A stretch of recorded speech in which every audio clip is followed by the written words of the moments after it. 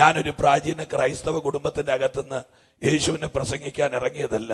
ഞാനൊരു ഹൈന്ദവ കുടുംബത്തിന്റെ അകത്തുനിന്ന് കർത്താവ് വിടുവിച്ച ഒറ്റ വിടുതലിന്റെ പുറത്ത് രണ്ടും കൽപ്പിച്ച് കർത്താവിനെ പ്രസംഗിക്കാൻ ഇറങ്ങിയതാ. അതുകൊണ്ട് തന്നെ ഞാൻ വേദപുസ്തകം വിഴുങ്ങിയൊരു തിമിംഗലമല്ല, ഞാനൊരു പാവപ്പെട്ടവനാണ്. നമുക്ക് ഒരുമിച്ച് ഇന്ന് രാത്രി കർത്താവിന്റെ നാമത്തെ ഒന്ന് ഉയർത്തണം.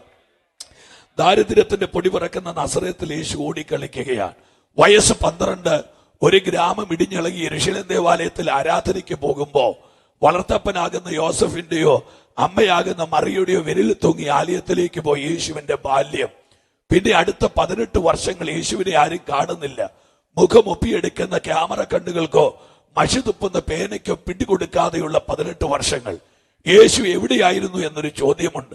ചരിത്രബോധമില്ലാത്ത ആരോ പറയുന്നു യേശു ഗുജറാത്തിൽ വന്നിട്ടുണ്ടായിരുന്നെന്ന്. അത് അർഹിക്കുന്ന അവജ്ഞ കൊടുത്ത് തള്ളിക്കളയുകയാണ്. യേശു യെരൂശലേമിൽ ഉണ്ടായിരുന്നു. തെളിവ് 2 വാക്യങ്ങളാണ്. 1, അവൻ മാതാപിതാക്കൾക്ക് കീഴ്പ്പെട്ട് ജീവിച്ചെന്നും 2, അവൻ തച്ചന്റെ കൊച്ചനല്ലയോ എന്ന വാക്യം. യേശു യെരൂശലേമിൽ ഉണ്ടായിരുന്നു. വയസ്സ് 30. യേശു നടന്നത് കിലോമീറ്ററുകളാണ്. യേശു നടന്നത് യഹൂദന്റെ സ്വയാഹങ്കാരമായൊരു തോടുണ്ട്. 44 കൈത്തോടുകളുടെ അകമ്പടിയുള്ള യോർദാൻ, 14,000 അടി പൊക്കമുള്ള ലെബനൻ പർവ്വതത്തിന്റെ ഉച്ചിപെടുത്ത് കാട്ടാറ് പോലെ കലുതുള്ളി വരുന്നൊരു തോടാണ് യോർദാന്റെ നദി. യേശു നടന്നു ചെല്ലുകയാ യോർദാന്റെ ചോട്ടിലേക്ക്. യേശു നടന്നു ചെല്ലുമ്പോൾ കഠിന വാക്കുള്ള, കടുത്ത ഭാഷയുള്ള, കടുത്ത നെറ്റിയുള്ള ഒരു ക്രാരവ ശബ്ദമുള്ള മനുഷ്യൻ യോർദാന്റെ തീരത്ത് നിന്ന് ആമേ ശക്തിയോടെ പ്രസംഗിക്കുകയാണ്. അദ്ദേഹത്തിന്റെ പ്രസംഗങ്ങൾ 4 കൂട്ടം കാര്യമാണ്. 1, സർപ്പസന്തതിയെ വരുവാനുള്ള കോപത്തിൽ നിന്ന് നിങ്ങൾ ഒഴിഞ്ഞു പോകുക. 2, എന്റെ പിന്നാലെ ഒരുവൻ വരുന്നു, അവന്റെ ചെരുപ്പിന്റെ വാറ് കുനിഞ്ഞഴിപ്പാൻ ഞാൻ അയോഗ്യനാണ്. 3, ഇതാ ലോകത്തിന്റെ പാപത്തെ ചുമക്കുന്ന ദൈവത്തിന്റെ കുഞ്ഞാട്. 4, ഞാൻ നിങ്ങളെ വെള്ളത്തിൽ സ്നാനം കഴിപ്പിക്കും, അവൻ നിങ്ങളെ തീടകത്ത് സ്നാനം കഴിപ്പിക്കുമെന്ന് യോഹന്നാൻ പ്രസംഗിച്ചുകൊണ്ട് നിൽക്കുമ്പോൾ 7 മഹാസമുദ്രത്തിന്റെ ഉടമസ്ഥനായ പൊടി മണ്ണ് കൊണ്ട് തിരക്കതിർത്തി വെച്ച ത്രിലോകങ്ങളുടെ മഹാദൈവം എന്റെ വാഴ്ത്തപ്പെട്ട കർത്താവ് യോഹന്നാന്റെ അടുക്കലേക്ക് നടന്നു ചെല്ലുകയാണ്. മഹാദൈവത്തെ കണ്ട് അറച്ച് അസ്ഥിരനായി പിറകോട്ട് കാലുവെച്ച യോഹന്നാനോട്, അരുത്, ഇപ്പോൾ നീ സമ്മതിക്കുക, ഇത് ദൈവത്തിന്റെ നീതിയാണെന്ന് പറഞ്ഞ് സൃഷ്ടിയാകുന്ന യോഹന്നാന്റെ കൈക്കീഴിൽ എന്റെ കർത്താവ് യോർദാന്റെ വെള്ളത്തിൽ സ്നാനപ്പെടുകയാണ്. പ്രാർത്ഥിച്ചുകൊണ്ടിരിക്കണേ. സ്നാനപ്പെട്ട് കരയ്ക്ക് കയറുമ്പോൾ ആകാശത്തിന്റെ ദിഗന്ധങ്ങളെ ഇളക്കി കുലുക്കി പിതാവായ ദൈവത്തിന്റെ ശബ്ദം, ഇവൻ എന്റെ പ്രിയപുത്രൻ, ഇവനിൽ ഞാൻ പ്രസാദിച്ചിരിക്കുന്നു. പിതൃശബ്ദം കേട്ട് അനന്തരം 40 ദിവസം യേശു ഉപവാസത്തിൽ സമയങ്ങളെ ഓർത്തിരിക്കുകയാണ്. ഉപവാസം കഴിഞ്ഞു. അനന്തരം യേശുവിനെ വിശക്കുകയാണ്. ഇവിടെ മുതൽ ഞാൻ എന്റെ ദൂതിന്റെ ഗിയർ ഒന്ന് മാറ്റുകയാണ്. ദൈവത്തെ ഓർത്ത് ദൈവമക്കൾ എന്നോട് കൂടെ വരിക. ഉപവാസം കഴിഞ്ഞ അനന്തരം യേശുവിന് വിശക്കുകയാണ്. സാത്താൻ യേശുവിന്റെ അടുക്കൽ ചെന്നു. യേശുവിനോട് പറഞ്ഞ വാക്ക് ശ്രദ്ധിച്ചോ. 1, നിനക്ക് ജീവിച്ചിരിക്കണ്ടേ. 2, നിനക്ക് വിശക്കുന്നില്ലേ. 3, ഈ കല്ലിനോട് നീ അപ്പമാകാൻ പറ. ഒന്നുകൂടെ ഞാൻ പറയാ. 1, നിനക്ക് ജീവിച്ചിരിക്കണ്ടേ. 2, നിനക്ക് വിശക്കുന്നില്ലേ. ഒരുപക്ഷെ പല ഭർത്താക്കന്മാരും ഭാര്യമാരോട് പറയാൻ മറന്നുപോയ 2 വാക്ക്, പല ഭാര്യമാരും ഭർത്താക്കന്മാരോട് പറയാൻ മറന്നുപോയ 2 വാക്ക്, പല മക്കളും പ്രായമുള്ള അപ്പനോട് പറയാൻ മറന്നുപോയ 2 വാക്ക്, പല അപ്പന്മാരും മക്കളോട് പറയാൻ മറന്നുപോയ 2 വാക്ക്. നിനക്ക് വിശക്കുന്നുണ്ടോ? നിനക്ക് ജീവിച്ചിരിക്കണ്ടേ? പക്ഷേ യേശു സാത്താനോട് പറഞ്ഞത്, അല്ലയോ പിശാചേ, ഇത് ആഹാരം തിന്ന് വയറ് നിറയ്ക്കുന്ന തലമുറയല്ല, ഇത് വചനം കേട്ട് നിത്യതയിൽ പോകുന്ന തലമുറയാ. ആലോചിച്ച് ആമേൻ പറഞ്ഞു തുടങ്ങണം. കൈ അടിച്ചടിച്ച് മൂപ്പിക്കാനല്ല, അകത്തുനിന്ന് മൂത്തിട്ട് സ്തോത്രം പുറത്തോട്ട് വരണം. സാത്താൻ പ്രതീക്ഷിക്കാത്തൊരു മറുപടി. കിഴക്കേതനിൽ താനുണ്ടാക്കിയ ഊഴിയിലെ പൂഴി കൊണ്ട് ദൈവമുണ്ടാക്കിയ ഒന്നാമത്തെ ആദാം ഹവ്വ ദമ്പതികളെ പിശാച് ചതിച്ചത്, വലച്ചത്, ഉലച്ചത് ഒരു പഴം കാണിച്ചിട്ടാണ്, ആഹാരം കാണിച്ചിട്ടാണ്. അതേ സാത്താൻ യേശുവിന്റെ മുമ്പിൽ ചെല്ലുക. ഓടുകയാ ഒരാഹാരവും കൊണ്ട്. എന്നാൽ ഇന്ന് രാത്രി ആമേൻ പറഞ്ഞോണ്, യേശു ഒന്നാമത്തെ ആദാം അല്ല, അവൻ ഒടുക്കത്തെ ആദാമാണ്.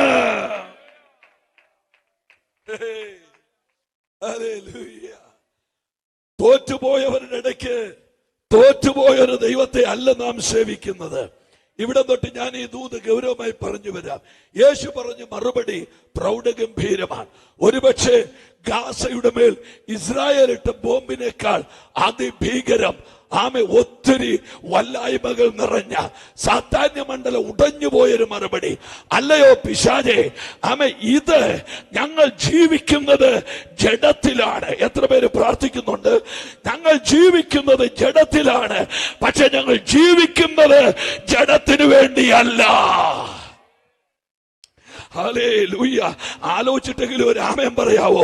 ഞങ്ങൾ ജീവിക്കുന്നത് ജഡത്തിലാണ്, പക്ഷെ ഞങ്ങൾ ജീവിക്കുന്നത് ജഡത്തിനു വേണ്ടിയല്ല. ഇന്ന് രാത്രി എഴുതി വെച്ചോണ്, പുതിയ നിയമസഭയുടെ അകക്കാമെന്ന് പറയുന്നത് ഞങ്ങളുടെ പൗരത്വം അത് സ്വർഗത്തിലാണ്. ഹല്ലേലൂയ. എന്റെ പൊന്നു പ്രിയപ്പെട്ടവരെ, ഞാൻ ഒത്തിരി സ്നേഹിക്കുന്ന കർത്താവിന്റെ ദാസനാണ് അനീഷ് കുമാർ പാസ്റ്റർ. ആമേൻ. നല്ല സരസമായി സംസാരിക്കാൻ അദ്ദേഹത്തിന് അറിയാം. അദ്ദേഹം എന്തു പറഞ്ഞാലും ഒരുപക്ഷെ ഒരിക്കലും ചിരിക്കാത്തവനും ചിരി വരും. എനിക്ക് ആ ഒരു കഴിവുമില്ല. ഞാൻ ഈ പുസ്തകം മാത്രമേ പറയത്തുള്ളൂ. എന്നിട്ട് സൈക്കിളിന് കാറ്റടിക്കുന്ന പോലെ നിങ്ങളെ കൊണ്ട് കാറ്റടിപ്പിച്ച് ഹല്ലേലൂയ പറയിപ്പിക്കാനുള്ള യോഗ്യതയും എനിക്കില്ല. അതുകൊണ്ട് കേൾക്കുന്ന ദൂതിന് സ്തോത്രം ചെയ്താൽ നമുക്ക് ഒരുമിച്ച് മുൻപോട്ട് പോകാം. ആമേൻ. ആ കരമുയർത്തി ഒരിക്കൽ കൂടെ നല്ലൊരു ഹല്ലേലൂയ പറഞ്ഞാട്ടെ, നല്ല ശക്തിയോടെ ഹല്ലേലൂയ പറഞ്ഞാട്ടെ. ആമേൻ. പുതിയ നിയമ ദൈവസഭയുടെ അടിയാധാരമെന്ന് പറയുന്നത് സ്ഥാപിത ലോകത്തിന്റെ സ്ഥാപന ജംഗമ ഭൗതിക ഭൗമിക താൽക്കാലിക മണ്ണിന്റെ നന്മകളല്ല. പൗലോസ് പറഞ്ഞു ഞങ്ങളുടെ പൗരത്വം സ്വർഗത്തിലാണ്. അതേ പൗലോസ് പറയുന്നു, കർത്താവുതൻ ഗംഭീരനാദത്തോടെ പ്രധാന ദൂതന്റെ ശബ്ദത്തോടെ ദൈവത്തിന്റെ കാഹളത്തോടെ സ്വർഗത്തിൽ നിറങ്ങി വരും. ക്രിസ്തുവിൽ മരിച്ചവർ മുമ്പേ ഉയർത്തെഴുന്നേൽക്കും എന്ന് പറഞ്ഞാൽ ക്രിസ്ത്യാനിറ്റിയുടെ അടിസ്ഥാനം ഇതിവിടെ അമരാനുള്ളതല്ല, ഇതിവിടെ വിട്ട് പോകാനുള്ളതാണ്. ആ കരമടിച്ച് വായി തുറന്ന് ഞങ്ങൾ ഇവിടത്തുകാരല്ല. ഹല്ലേലൂയ. നിങ്ങൾ ശ്രദ്ധിക്കൂ, എബ്രായ ലേഖനത്തിൽ ആമേൻ പൗലോസ് പറയുന്ന ഒരു ഭാഗം, അബ്രഹാം കൂടാരത്തിൽ പാർത്തുകൊണ്ട് ബാക്കി പറ ദൈവം ശില്പിയായി നിർമ്മിച്ചതും അടിസ്ഥാനമുള്ളതുമായ ഒരു നഗരത്തിനു വേണ്ടി തങ്ങൾ ഇവിടെ അന്യരും പരദേശികളും എന്നറിഞ്ഞ് അവൻ കാത്തിരിക്കുകയാണ്.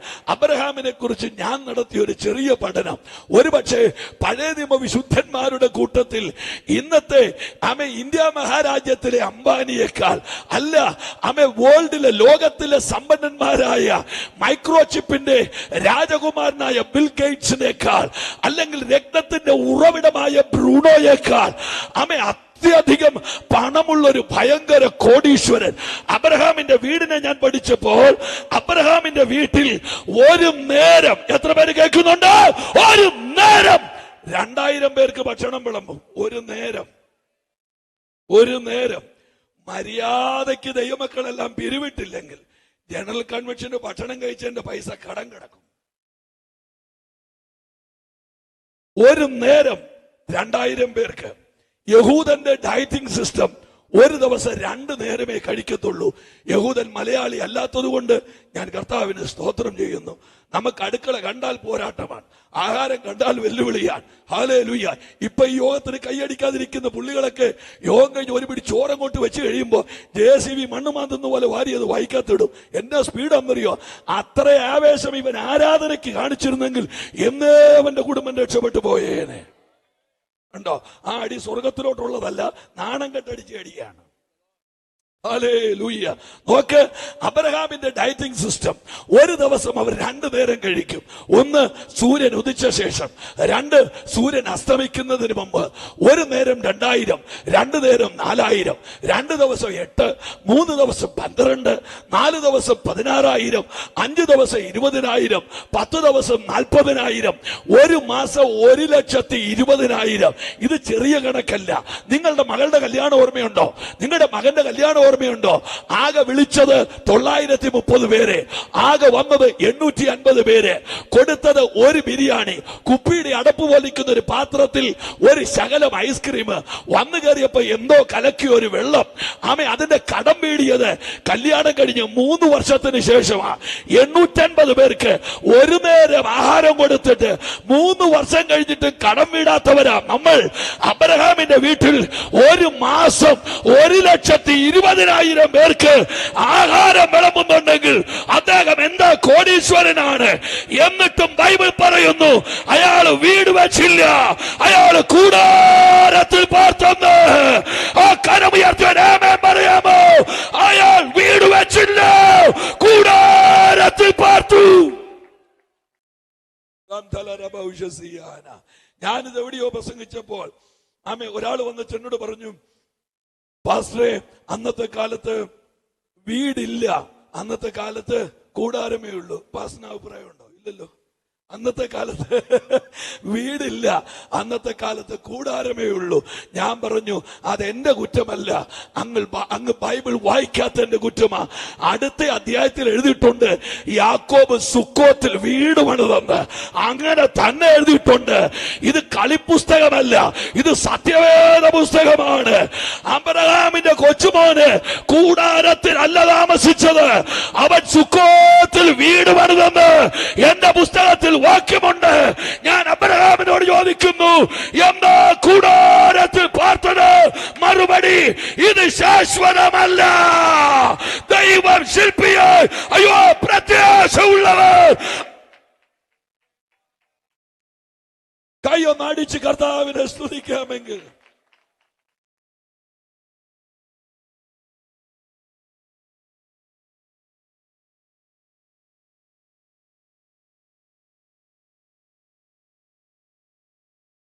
പവനമ പട്ടണത്തിൽ ആരു കടന്നിടും? പാപമറ്റ ജീവിതം നയിച്ചവരല്ലോ. നിങ്ങൾ ആരും പാടണം, ഞാൻ പാടിക്കോളാം. നീതിയായി നടന്നു നേർപ്പറഞ്ഞീ മണ്ണിൽ പാതിവൃത്യം ഉള്ള മണവാട്ടി മാത്രമേ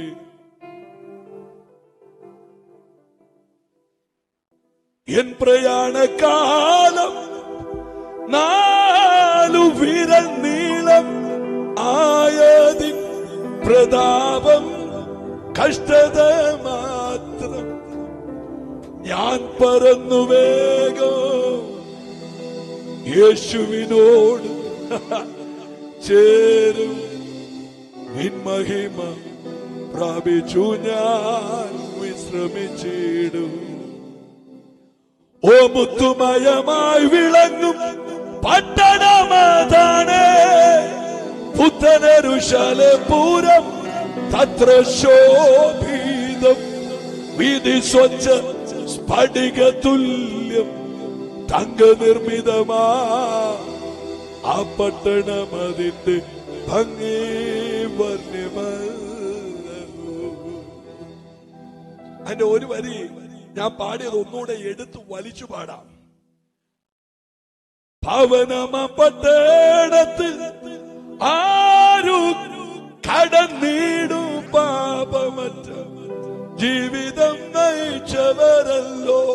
വെള്ളം ഉടുപ്പിട്ട്, കറുത്ത പാറ്റിട്ട്, മീശ പഠിച്ച്, വെള്ളസാരി ഉടുത്ത്, വെള്ള സ്കാർപ്പ് കെട്ടി, കാതും കഴുത്തും പറിച്ച്, കലക്ക വെള്ളത്തിൽ മുങ്ങി ഒന്നുമില്ല. ഓ പവനമ പട്ടണത്തിൽ ആരു കടന്നിടും? പാപമറ്റ ജീവിതം നയിച്ചവരല്ലോ. അടുത്ത വരി കേട്ടോടെ. നീതിയായി നടന്നു നേർ മണ്ണിൽ. അടുത്ത വരി കൂടെ കേട്ടോ. പാതിവൃത്യം ഉള്ള മണവാട്ടി മാത്രമേ. പാതിവൃത്യം എന്നുള്ള വാക്ക് മനസ്സിലായോ? ഞാനൊരു ചുമ്മാ ഒരു നാടൻ വാക്ക് പറയാം. കൊച്ചൊരു കസേര ഞാൻ ചിലപ്പോ പാടിപ്പോയ. ഈ ചില ആളുകളുണ്ട്, അവരിങ്ങനെ ഒരു കാലിങ്ങനെ പെരുത്ത് നിൽക്കുക. എന്തിനാണെന്നറിയോ? ഏത് ബൈക്ക് വന്നാലും കയറി പോകാൻ. കർത്താവ് പറയുന്നു, എല്ലാ ബൈക്കിലും കയറുന്ന ഒരു പെണ്ണിനെ എനിക്ക് വേണ്ട, പാതിവൃത്തിയുള്ള മണവാട്ടി. അത്രയും പറഞ്ഞ് ഞാൻ ആ ഭാഗം ഒന്ന് വിടട്ടെ.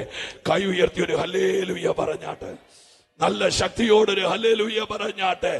പുതിയ നിയമ ദൈവസഭ ഭൗമികമല്ല, അത് നിത്യതയാണ്. ആ കരമുയർത്തി ഒരു നല്ല ഹല്ലേലൂയ പറഞ്ഞു. യേശു സാത്താനോട് പറഞ്ഞു, സാത്താനെ, ഇത് ആഹാരം കഴിച്ച് വയറ് നിറയ്ക്കുന്ന തലമുറയല്ല, ഇത് വചനം കേട്ട് ആത്മാവിനെ നിറയ്ക്കുന്ന തലമുറയാണ്.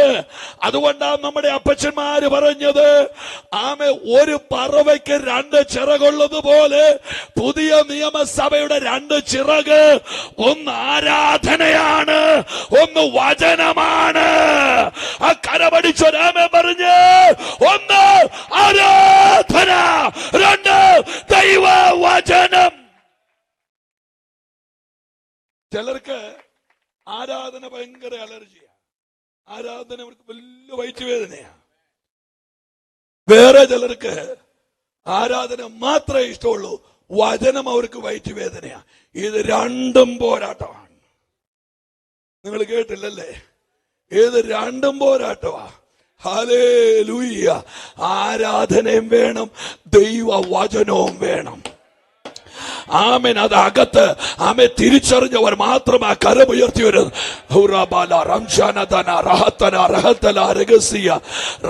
ഞാൻ ഏതായാലും ഞാൻ ഇത്രയും പറഞ്ഞതല്ലേ.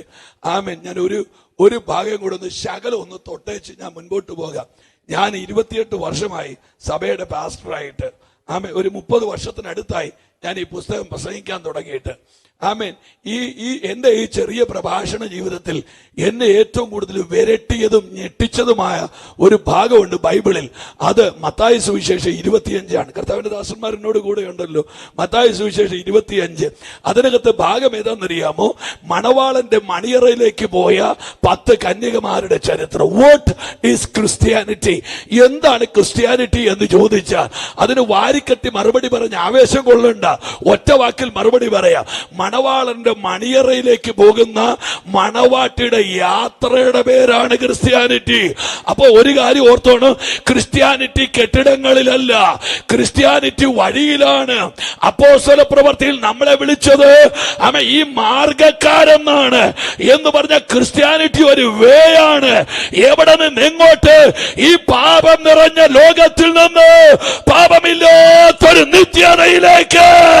ആ കരമുയർത്തിയ രാമൻ പറയാമോ? ഈ അശുദ്ധി നിറഞ്ഞ ലോകത്ത് നിന്ന് അവിടെ 10 കന്യകമാർ പോകുന്നുണ്ട്. ആമേൻ. അതുകൊണ്ടാണ് നമ്മുടെ അപ്പച്ചന്മാര് പാട്ട് എഴുതിയത്, സിയോൻ സഞ്ചാരി യേശുവിൽ ചാരി ഞാൻ പോകുന്നു കുരിശിന്റെ പാതയിൽ. ആമേൻ. ഇനി TPM-കാരുടെ യോഗം നിങ്ങളൊന്ന് കേട്ടു നോക്കണം. എന്ത് ചെലവാന്നറിയാമോ? ഒരു സൈഡിലോട്ട് മാറി ഒരു തമ്പാരും എടുത്ത് കൈ പിടിച്ചോണ്ട് നല്ല അടിയിച്ച് പെരുക്കുന്ന കേൾക്കാം. നല്ല രസം. ആമേൻ. അവർ പാടുന്ന എല്ലാ പാട്ടും മണവാളന്റെയാ. ഓ എൻ മണവാള, എൻ മണവാള, എൻ മന കവർന്നൻ മനതാര് കുടി കൊണ്ട സുന്ദര രൂപനെ പ്രിയനെ. കണ്ടോ അവരുടെ പാട്ടതാ. എന്നു വരും, എപ്പോൾ വരും, പോയതുപോലെ മണവാളൻ. ഇത് അവരുടെ പാട്ടിനകത്ത് മുഴുവൻ മണവാളനാ. അല്ലെ നിന്നെ കൊല്ലും ഞാനും ചാവും എന്ന് പറഞ്ഞ ഒരു പാട്ടും അവർ പാടുകയില്ല. ഇന്ന് നിന്നെ കൊല്ലും, അല്ലെ നാളെ ഞാൻ ചാവും. ആ പാട്ട് അവരുടെ ഇല്ല. അതൊക്കെ വിട്ടേര്. ഞാൻ മുൻപോട്ട് വരികയാ. ആ ചാപ്റ്ററിൽ അടിവരയിടേണ്ട 3 കാര്യങ്ങൾ. 1 കന്യക, 2 എക്സോഡസ് പുറപ്പാട്, 3 വിളക്കിലും പാത്രത്തിലും എണ്ണ. ആ കൈ ഉയർത്തി ഒരു ഹല്ലേലൂയ പറഞ്ഞാട്ടെ.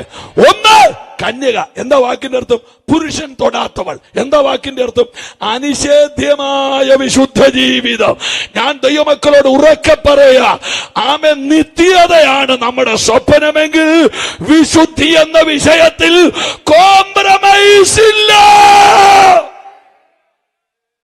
പെന്തക്കോസ്തിനകത്ത് ആളെ കൂട്ടാൻ വേണ്ടി ഒരു ഡയലൂഷനും എന്റെ ദൈവം തയ്യാറല്ല. വിശുദ്ധി ആലയത്തിന് ഉചിതമാണ്. തെളിവ് ഞാൻ പറയാം.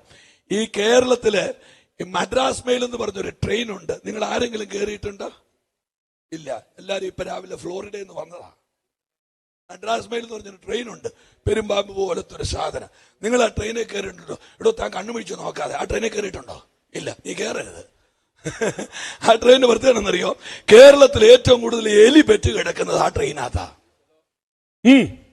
നമ്മളിങ്ങനെ ആളുകൾ നടക്കുന്ന വഴി കൂടെ എലി ഇങ്ങനെ ചുമ്മാ നടക്കുന്ന കാണാം. ആ എലിയുടെ പ്രത്യേകത, ആ എലിക്ക് മനുഷ്യരെ പേടിയില്ല. കാരണം എന്നറിയോ? വർഷങ്ങളായിട്ട് മനുഷ്യരെ കണ്ട് കണ്ട് കണ്ട് എലിയുടെ പേടി മാറി. ഉണ്ടല്ലേ? യോഗത്തിന് പോയി പോയി പോയി നമ്മുടെ പേടി മാറിയത് കൊണ്ടല്ലേ ഈജിപ്തിലെ പിരമിഡ് പോലെ കുത്തിയിരിക്കുന്നത്. കണ്ടോ? ആ നോട്ടത്തിന്റെ അർത്ഥം, നിനക്ക് ധൈര്യം ഉണ്ടോടാ എന്നെ കൊണ്ട് ഒരു അല്ലേലിയ പറയിപ്പിക്കാൻ? ഇല്ല, ഇല്ലെന്ന്. സത്യമായിട്ടും ഇല്ല. പിന്നെ ഞാൻ ഞങ്ങളുടെ സഭയെ പറയും, കൈയടിക്കേണ്ട സമയത്ത് കൈയടിച്ചില്ല പിന്നെ കൈയും കാലും കൂടെ ഒരുമിച്ചിട്ട് അടിക്കേണ്ടി വരും. അതിനേക്കാൾ നല്ലത് കൈ തന്നെ അടിക്കുന്നതാണ്. അത് പോട്ടെ, വന്ന വഴി പറഞ്ഞെന്ന് മാത്രമേ ഉള്ളൂ. ഹല്ലേലൂയ. മദ്രാസ് മെയിലില് എലിയെ നിങ്ങൾ കണ്ടിട്ടുണ്ടല്ലോ. പക്ഷെ എലി കയറിയതിന്റെ പേരിൽ മദ്രാസ് മെയിൽ ഇന്ന് വരെ പിടിച്ചിട്ടിട്ടില്ല. തിരുവനന്തപുരത്തെ എലിനെ കൊണ്ട് മദ്രാസിൽ പോകും, മദ്രാസിലെ എലിനെ കൊണ്ട് തിരുവനന്തപുരത്ത് വരും. എലി കയറിയതിന്റെ പേരിൽ മദ്രാസ് മെയിൽ ഒരിടത്തും പിടിച്ചിട്ടിട്ടില്ല. എലിയും ട്രെയിനും ആളുകളെല്ലാം ഇങ്ങനെ ചെന്നൈ പോകുന്നു, ട്രിവാൻഡ്രത്ത് വരുന്നു. എന്നാൽ നിങ്ങളൊരു ഫ്ലൈറ്റ് കയറിയച്ച് എലി എന്നൊന്ന് പറഞ്ഞാൽ മതി, അത് പോവുകയല്ല, അത് പൊങ്ങുകയല്ല, അത് പറക്കുകയല്ല. എലി എന്നൊരൊറ്റ വാക്ക് പറഞ്ഞാൽ മതി, ഇരിക്കുന്ന ആളുകളെ മുഴുവൻ താഴെ ഇറക്കും. ഫ്ലൈറ്റിന്റെ എഞ്ചിനീയേഴ്സ് ഓടി വരും, അവിടുത്തെ ജോലിക്കാരെല്ലാം ഓടി വരും, അവിടുത്തെ സെക്യൂരിറ്റി ഗാർഡ്സ് എല്ലാം ഓടി വരും. എന്നിട്ട് ആ ഫ്ലൈറ്റ് മുഴുവൻ അവർ പരിശോധിക്കും. ആ എലിയെ പിടിക്കും, കൊല്ലും, എന്നിട്ട് എടുത്തോളാൻ പറയുകയില്ല. ആ എലി ആ ഫ്ലൈറ്റിന് എന്തെങ്കിലും ഉപദ്രവം വരുത്തിയിട്ടുണ്ടോ എന്ന് മുഴുവൻ നോക്കും. അപ്പൊ താഴെ ഇറങ്ങിയിരിക്കുന്ന ഒരു പുള്ളി ചോദിച്ചു, എന്താ ഞങ്ങൾ ഫ്ലൈറ്റ് ഇറക്കിയത്? പെട്ടെന്ന് അതിന്റെ എഞ്ചിനീയർ പറഞ്ഞു, പൈലറ്റ് പറഞ്ഞു, ഇതെല്ലാം ഒരു എലി കയറിയൊന്ന്. അന്നേരം ഈ പുള്ളി പറയുക, 1000 എലിയുള്ള മദ്രാസ് മെയിലേല് ഞാൻ മദ്രാസിന് പോയിട്ടുണ്ട്, പിന്നെ നിങ്ങൾക്ക് എന്നാ ഇത്ര അഹങ്കാരം? പൈലറ്റ് പറഞ്ഞ വാക്ക് കേൾക്കണോ? നിലത്തൂടെ കടന്ന് വലിയുന്ന ട്രെയിനിന് എലി ഒരു പ്രോബ്ലം അല്ല. എന്നാൽ ഇത് വലിയുന്ന വാഹനമല്ല, ഇത് പറക്കുന്ന വാഹനമാണ്. ആ കരമടിച്ചൊരാമേ പറയാമോ? അവൻ നാം ഇവിടെ കടന്ന് വലിയാനുള്ളവരല്ല,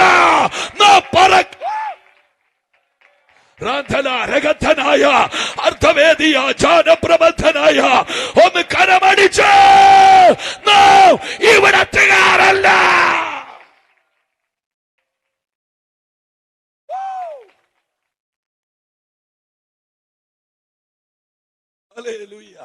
വിശുദ്ധ ജീവിതം അനിവാര്യമാണ്. ഞാൻ ആ ഭാഗം വിടുകയാണ്. രണ്ടാമത്തത് എക്സോഡസ്, പുറപ്പാട്. പുറപ്പാടെന്ന് പറഞ്ഞാൽ വീട് പൂട്ടി താക്കോല് മടി വെച്ചോണ്ട് വരിക എന്നല്ല എന്റെ അർത്ഥം. ഞാൻ ഒന്നുകൂടെ പറയുന്നു, ഈ നമ്മുടെയൊക്കെ സഭകളിലൊക്കെ വഴക്കുണ്ടാകുമ്പോൾ ചില ആളുകൾ പറഞ്ഞു കേട്ടിട്ടുണ്ടോ, എന്നെ കൂടുതൽ ചൂടാക്കരുത്, എന്റെ പേര് പള്ളിയിലെ വെട്ടിയിട്ടില്ല. നിങ്ങളാരും ഇത് കേട്ടിട്ടുമില്ല. അയ്യോടാ പാവം. ഞാനാണെ അന്നേരം പറയും, ഇയാളുടെ പേരിട്ട് സ്വർഗത്തിൽ എഴുതിയിട്ടുമില്ല.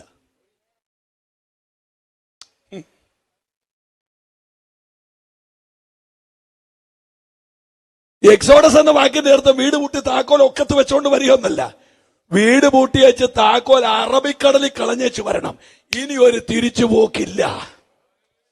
ആ കൈ കാണിച്ചേ, ആ കൈ ഒന്ന് കാണിച്ചേ ശരിക്കും. ഇനി ഒരു തിരിച്ചുപോക്കില്ല.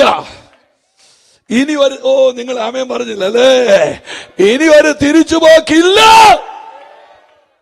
എന്താ അതിന്റെ അർത്ഥം? എക്സോഡസ് എന്ന് പറഞ്ഞാൽ ബലഹീനവും ദരിദ്രവുമായ ആദിപാഠങ്ങളോട് നമ്മൾ വിട പറഞ്ഞവരാണ്. ഞാനൊരു ഗ്രാമീണ ഭാഷ പറയാം. ചെണ്ടപ്പുറത്ത് കോലിടുന്നിടത്തെല്ലാം പോയി നിൽക്കാൻ ഒരു ദൈവപൈതലിന് അവകാശമില്ല, അനുവാദമില്ല. ഇത് തനിച്ചു പാർക്കുന്ന ഒരു ജനമയോ മിണ്ടുന്നില്ലല്ലോ അപ്പാ. ഇത് തനിച്ചു പാർക്കുന്ന ജനം ജാതികളുടെ കൂട്ടത്തിൽ എണ്ണപ്പെടുന്നില്ല.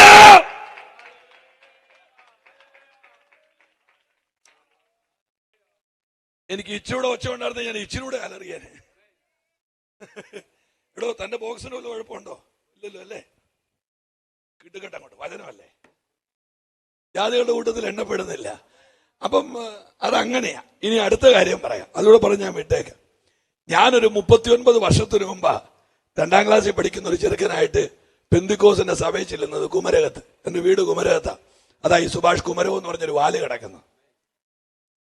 അന്ന് ഞങ്ങളുടെ സഭയിലെ ഏറ്റവും വലിയ യോഗം കാത്തിരിപ്പ് യോഗമാണ്. ഇന്ന് നടക്കുന്ന യോഗം മുഴുവൻ കുത്തിയിരിപ്പ് യോഗമാണ്, കാത്തിരിപ്പ് യോഗം ഇല്ല. അതൊക്കെ എന്നേ കഴിഞ്ഞു. ആരെയാ കാത്തിരുന്നത്? പ്രസംഗകനെയല്ല, ഹോളി സ്പിരിറ്റിനെ. കേട്ടില്ലല്ലേ? പരിശുദ്ധാത്മാവിനെ കാത്തിരുന്നു. മിണ്ടിയില്ലല്ലോ അപ്പാ. പരിശുദ്ധാത്മാവിനെ കാത്തിരുന്നു. എന്റെ പൊന്നു പ്രിയപ്പെട്ടവരെ, വേദപുസ്തകത്തിലെ വാക്യം ഞാൻ പറയാം. അടുത്ത യോഗത്തിനായിരുന്നു നമുക്ക് പിന്നെ ആലോചിക്കാം. ആമേൻ. എന്റെ ആത്മാവില്ലാത്തവൻ, അതിനത്ര നിങ്ങൾ കിടന്ന് വണ്ട് മൂളുന്ന പോലെ മൂളാതെ തെളിച്ചിങ്ങോട്ട് പറ. എന്റെ ആത്മാവില്ലാത്തവൻ, ബാക്കി എനിക്കുള്ളവൻ അല്ലെങ്കിൽ ആത്മനിറവില്ലാത്ത ഒരുത്തനും നിത്യത പോവുകയില്ല. ഇവിടുത്തെ കഞ്ഞിയും കുടിച്ച് ഇവിടെ കൊട്ടിപ്പാടി നടക്കാമെന്ന് മാത്രമേ ഉള്ളൂ. ആത്മനിറവില്ലാത്തവൻ ഇല്ലേ പിന്നെ ഈ പുസ്തകം മാറ്റി എഴുതണം. ആമ എന്റെ ആത്മാവില്ലാത്തവൻ, ഓ റബന ഹൽക്കന മസിയാദൽ പ്രഭാതുനി അംദല റബിയ, എന്റെ ആത്മാവ് ഒന്ന് കൈ ഒന്ന് അടിക്കപ്പ സഹോദരന്മാരെ, ആ കൈ ഒന്ന് അടിച്ച് എന്റെ ആത്മാവ് ഇല്ലാത്തവൻ.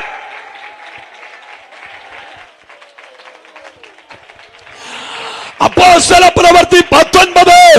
അപ്പൊല്ലോസ് കൊരിന്തിലിരിക്കുമ്പോൾ പൗലോസ് ഉൾപ്രദേശങ്ങൾ കൂടെ സഞ്ചരിച്ച് എഫേസോസിലെത്തി ശിഷ്യന്മാരെ കണ്ടിട്ട് അവരോട് ചോദിച്ച ആദ്യത്തെ ചോദ്യം, നിങ്ങൾ വിശ്വസിച്ചിട്ട് പരിശുദ്ധാത്മാവിനെ പ്രാപിച്ചോ?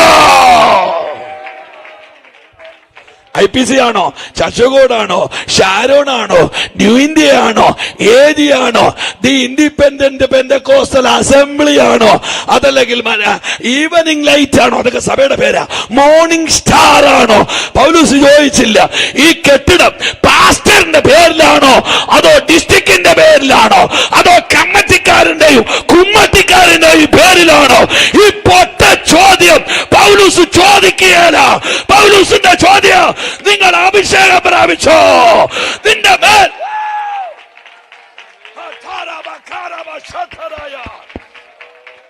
ഒന്ന് കൈ അടിച്ച് ഒന്ന് ആരാധിക്കാമെങ്കിൽ ഈ ജനറൽ കൺവെൻഷന് ആത്മസാന്നിധ്യം ഇറങ്ങട്ടെ.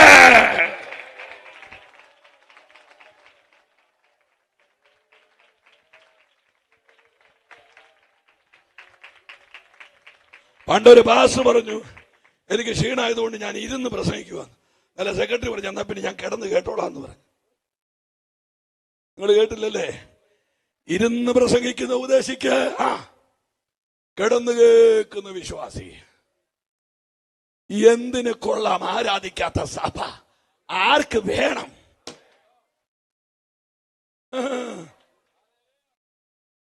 എന്റെ പാസ്റ്റർമാരെ, ഞാനൊരു 2 മിനിറ്റ് ഇങ്ങോട്ടും നോക്കി നിന്നോട്ടെ. എന്നോട് കഴിഞ്ഞ ദിവസം ഒരാളൊരു ചോദ്യം ചോദിച്ചു. 276 പേരുള്ള കപ്പലിനകത്ത് 275 അഭക്തരും ഒരു ഭക്തനും. ഈ ഭക്തന്റെ വിചാരം എന്നാന്നറിയോ? ഇത് കങ്ങഴയാണോ? കങ്ങഴയില് സഭായോഗം മുടക്കുന്നവനെ വണ്ട് കുത്തും,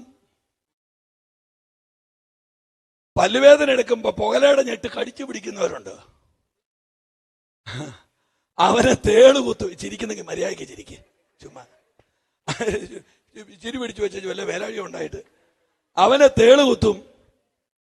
സഭായോഗം മുടക്കി ഈ ചിലരെല്ലാം ഞായറാഴ്ച സ്വോത്രാഴ്ച ഇട്ടേച്ച് പോകുന്നൊരു പോക്ക് കിടരുണ്ടോ? അതിന്റെ അർത്ഥം എന്താണെന്നറിയോ? പാസ്റ്ററെ തനിക്കുള്ളത് ഇവിടെ ഇട്ടിട്ടുണ്ട്, ഞാൻ പോവാ, പിടിക്കരുതെന്ന്. പാസ്റ്ററിന് പരാതിയില്ല. അപ്പൊ ഉള്ളിലെ ചിന്ത എന്നാണെന്നറിയോ? ഇവരെ ആരെയെങ്കിലും പാമ്പ് കടിക്കും, ഞാൻ ഫ്രീ ആകും. പക്ഷെ മെലീത്ത ചെന്നപ്പോഴാ ഒരു കാര്യം മനസ്സിലായത്, പാമ്പിന് വേണ്ടത് പൗലൂസിനെയാണ്. ഹല്ലേലൂയ. അന്ധകാര ശക്തികൾ നോക്കുന്നത് പിന്മാറ്റക്കാരനെയല്ല, അഭിഷേകമില്ലാത്തവനെയല്ല. അന്ധകാര മണ്ഡലങ്ങൾക്ക് പേടി അഭിഷേകമുള്ളവനെയാണ്. അക്കരമടിച്ച് 2024 പാതാള ശക്തികൾ ഒരു തലമുറയെ പേടിക്കാൻ പോകുകയാ.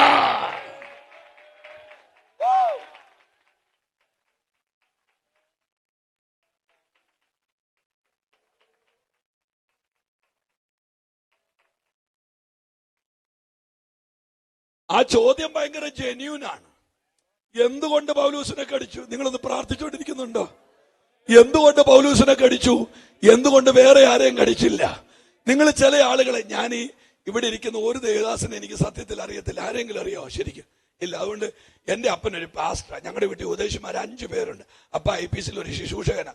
ദേവദാസന്മാരെ എല്ലാം ഞാൻ പിതൃതുല്യം ബഹുമാനിക്കുന്നു. ഞാനൊരു കാര്യം പറയുന്നു എന്ന് മാത്രമേ ഉള്ളൂ. ഈ ചില ആളുകൾ ഒരു സഭയെ 14 വർഷം ശുശ്രൂഷിച്ചാലും അവരെ ഒരു നീർക്കോല് പോലും കടിക്കുകയല്ലോ.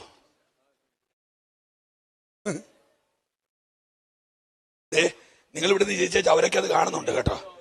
അവസാനം അത് കുത്തിച്ചിരിച്ചെന്ന് അവർ പറയില്ല. ഞാൻ പറഞ്ഞേക്കാം.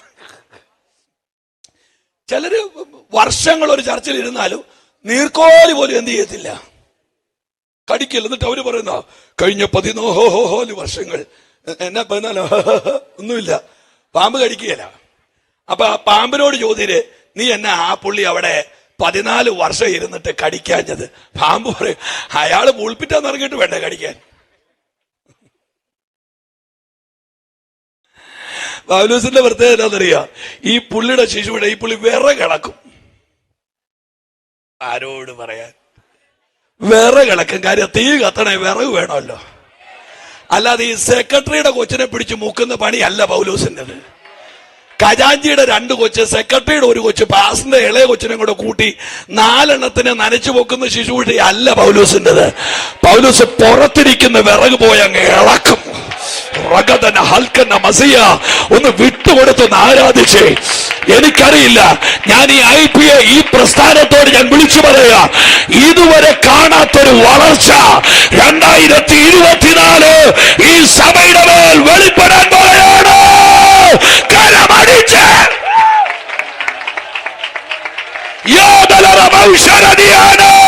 അന്ധകാര ശക്തികളെ ഭേദിച്ച് സഭ ഒരു വലിയ വളർച്ചയിലേക്ക്.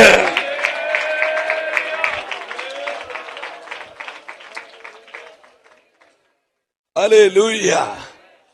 വിറകിളക്കുന്നവനെയാണ് പാമ്പിന് പേടി എന്നുള്ള കാര്യം മറന്നു പോകണ്ട. വേറൊരാൾ എന്നോട് ചോദിച്ചു, ഈ പത്രോസ് തള്ളി പറഞ്ഞിട്ടും പുള്ളിയുടെ എന്തിനാ താക്കോല് കൊടുത്തത്? പുള്ളി തള്ളി പറഞ്ഞില്ലേ? അന്ത്രയോസിന്റെ കൊടുത്താൽ എന്താ കുഴപ്പം? അതിന് മറുപടി ഇത്രയേ ഉള്ളൂ, മുറിക്കാത്തിരുന്നാൽ തള്ളി പറയേണ്ടി വരികയല്ലോ. ബാക്കി ചേട്ടായിമാരെല്ലാം മുറിക്കാത്തിരിക്കുകയായിരുന്നു, പൗലോസ് മഹാപുരോഹിതന്റെ മുറ്റത്ത് നിൽക്കുമായിരുന്നു. ഞാൻ പണ്ട് എരുമേലിൽ ഒരു മീറ്റിങ്ങിന് പോയപ്പോ 14 മൈലിൽ വെച്ച് ബൈക്ക് ആക്സിഡന്റ് ആയി. ദേഹം മുഴുവൻ മുറിഞ്ഞ് കുമരകത്ത് വീട്ടിൽ കിടക്കുമ്പോ എന്റെ അപ്പന്റെ ചേട്ടൻ എന്നെ വഴക്ക് പറയാൻ വേണ്ടി വരുവാ. വന്നിച്ച് കണ്ണു മിഴിച്ച് എന്നെ വഴി, എവിടെ നോക്കിയാലോ ബൈക്ക് ഓടിക്കുന്നത്? ഞാനിങ്ങനെ കേട്ടോണ്ട് കിടക്കുക. നിനക്കറിയാവോ? അദ്ദേഹം ഇന്നില്ല കേട്ടോ, മരിച്ചുപോയി. എനിക്ക് വയസ്സ് 63. ഞാൻ ഇന്ന് വരെ ഒരു സൈക്കിളിൽ നിന്ന് പോലും വീണിട്ടില്ല. നിനക്കറിയാവോ? എന്നാലും ഞങ്ങളുടെ വെല്ലുമ്മ അടുക്കലെന്ന് പറയാം, നീ അതെ കേറിയിട്ട് വേണ്ടേന്ന്. അപ്പൊ അന്നേരം എനിക്ക് ആ മർമ്മം മനസ്സിലായത്, സൈക്കിളെ കയറാത്തവൻ സൈക്കിളിൽ നിന്ന് വീഴുകയല്ലെന്ന്. അതെന്തുവാകട്ടെ, നിങ്ങൾ വിശ്വസിച്ചിട്ട് പരിശുദ്ധാത്മാവിനെ പ്രാപിച്ചുവോ? ഞാൻ ഈ ഒരു യോത്തിന് എന്ന് തകർത്തു വാരി പ്രസംഗിച്ചിട്ടും ഉപ്പ് നോക്കാൻ പോലും സ്തോത്രം പറയാത്തൊരു മനുഷ്യനെ ഞാൻ കണ്ടു. സാധാരണ മനുഷ്യർക്ക് ഇനി അഭിഷേകം ഇല്ലെങ്കിലും പോട്ടെന്നോർത്ത് ഒരെണ്ണം. അപ്പൊ ഞാൻ യോഗം കഴിഞ്ഞാൽ അദ്ദേഹത്തോട് ചുമ്മാ അടുത്ത് ചുമ്മാ ചിരിച്ചുകൊണ്ട് ഞാൻ ചോദിച്ചു, എന്റെ അച്ഛൻ ഞാൻ ഇത്രയും നേരം കിടന്ന് അലറിയിട്ടും ഒരു സ്തോത്രത്തിനുള്ള വക പോലും ഇല്ലായിരുന്നു. അന്നേരം പുള്ളി എന്നോട് പറയാ എന്റെ ഉള്ളു തിളയ്ക്കുമായിരുന്നു. അന്നേരം ഞാൻ പുള്ളിയോട് ചോദിച്ചൊരു ചോദ്യമുണ്ട്, ഈ അകം തിളച്ചിട്ട് മൂട പൊങ്ങാത്ത എന്ന വെറൈറ്റി കലവായത്? സ്തോത്രം പറയാത്ത ഒരുത്തന്റെ അകം തിളയ്ക്കുന്നില്ല. എന്റെ പൊന്നു പ്രിയപ്പെട്ടവരെ, ഞാൻ ന്യൂ ജനറേഷൻ പാസ്റ്റർ ഒന്നുമല്ല. ഞാൻ 95 ഈ സാധനം എടുത്തുകൊണ്ട് ചാടിയതാ. ഹല്ലേലൂയ. നല്ല തോന പ്രായമുണ്ട്. ഹല്ലേലൂയ. ആ കര ഉയർത്തി നല്ല ഹല്ലേലൂയ പറഞ്ഞാൽ. മൂന്നാമത്തെ കാര്യം, വിളക്കിലെണ്ണ. അത് പറയണം, നേരം പോകുന്നു എനിക്ക് അറിയില്ല. വിളക്കിലെണ്ണ, അടുത്തത് പാത്രത്തിലെണ്ണ. ഇവിടെ ഈ 10 പേരുടെയും കയ്യിൽ, നിങ്ങൾ തെറ്റിദ്ധരിക്കരുത്, 10 പേരും പെന്തിക്കോസുകാരായിരുന്നു. ഹല്ലേലൂയ. വേണ്ട വേണ്ട വേണ്ട വേണ്ട വേണ്ട 10 പേരുടെയും കയ്യിൽ വിളക്കുണ്ടായിരുന്നു. 10 പേരുടെയും വിളക്കിൽ എണ്ണയുണ്ടായിരുന്നു. 10 പേരുടെയും വിളക്ക് കത്തിയതാണ്. Am I right? 10 പേരുടെ എന്ന് പറഞ്ഞാൽ ഒരു ഉപവാസ പ്രാർത്ഥനയ്ക്ക് ഒരു കസേര ഒടിക്കാനുള്ള സാധനം എല്ലാവരുടെയും കയ്യിലുണ്ട്. പക്ഷെ ഇവിടുത്തെ കുഴപ്പം എന്നാന്നറിയോ, ഇതിന്റെ ഇടയ്ക്ക് 5 പേര് പാത്രത്തിൽ എണ്ണ എടുത്തു. നിങ്ങൾ എന്നെ ഒന്ന് ശ്രദ്ധിച്ചു. എനിക്ക് ഓക്കെ റൈറ്റ്, 5 പേര് പാത്രത്തിൽ എണ്ണ എടുത്തു. നിങ്ങൾ ശ്രദ്ധിച്ചോ, എന്നെ കേൾക്കുന്നുണ്ടോ പ്രിയപ്പെട്ടവരെ? ഒരു കയ്യിൽ വിളക്കും എണ്ണയും കൂടി ഇങ്ങനെ ഈ കയ്യിലിരിക്കുക.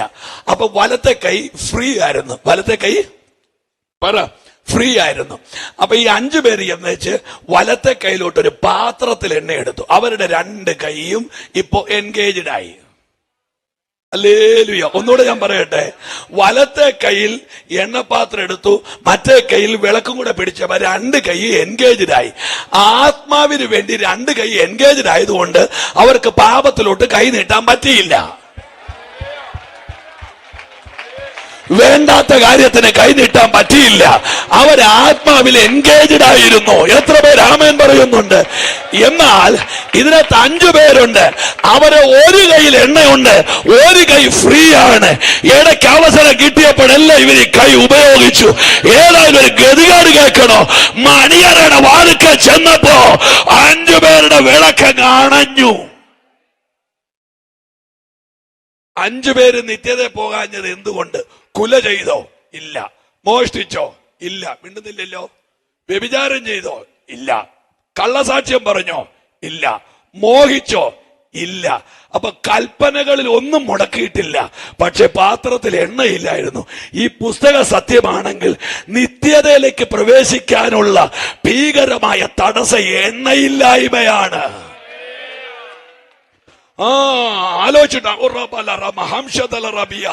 എണ്ണയില്ലായ്മ.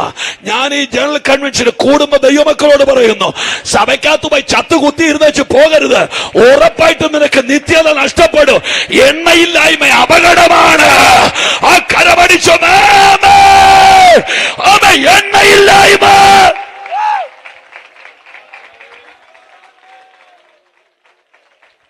പെട്ടെന്ന് ഒരു 2 കൂട്ടം കാര്യം കൂടെ പറഞ്ഞേച്ച് ഓഫറിങ്ങിന്റെ സമയം തരാം.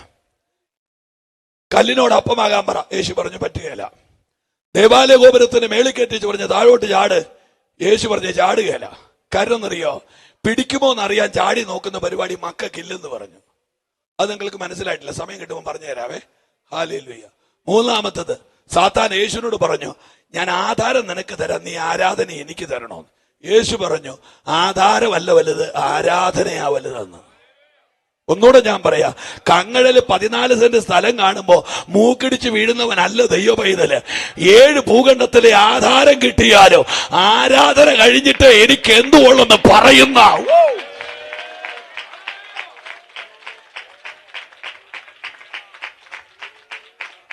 36 അത്ഭുതങ്ങൾ യേശു ചെയ്യുന്നുണ്ട്.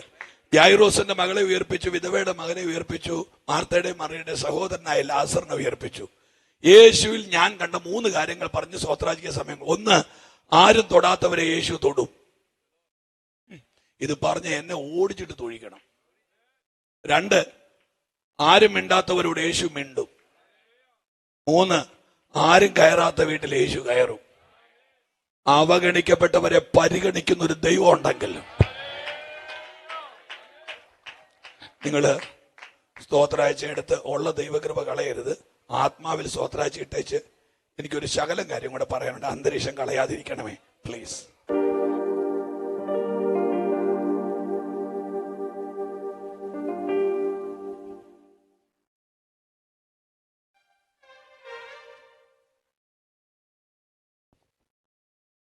സ്തോത്രമായിട്ട് ഞാൻ മുമ്പോട്ട് ഈശ്വലോ.